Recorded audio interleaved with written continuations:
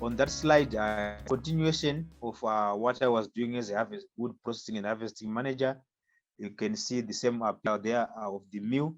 Then you can see a picture of some of there inside the mill, leading and also leading maintenance inside the factory. He is one of the person that I've trained and still too. If he has problems up to now, he can just reach me with a phone call or a WhatsApp message. If he has a problem with any machine, I can just tell him, and he'll do it in a few minutes. He can tell me, I've done it. Thank you for helping me. He's leading the mill right now. So I've managed to train 5 sawmill maintenance guys, saws maintenance guys, managed 2 wet mill lines, each producing 600 cubic meters of 6mm boards. Also led the development and reduced wet mill targets from 38mm to 36mm. That was a 8% increase in wood usage. You can also see in the corner there a picture of staked acacia mangium wood.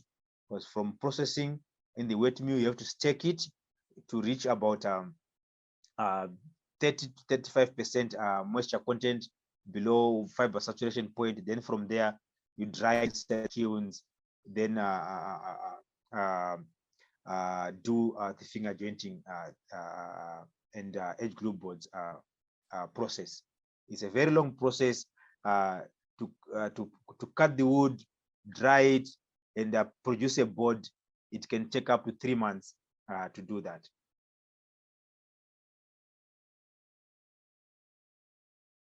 You can see a picture of a factory there. That place is a lot of sand. It's a sandy area. I redesigned the mill. Then on the bottom left, you can see that's the Iokrama resort. It's a very nice resort. That is where I was staying. It's a very nice place. And that's the Esquibo River. It ends with the Amazon. It's a very nice place, and you can see the background there. That's the forest, which is stretches from Guyana up to close to the borders of Brazil and Suriname. It's a tourist resort, and it's a tourist area. So I was involved in managing the operations of sawmilling in that place. They have conservation areas, and then they have areas that are productive areas in the forest.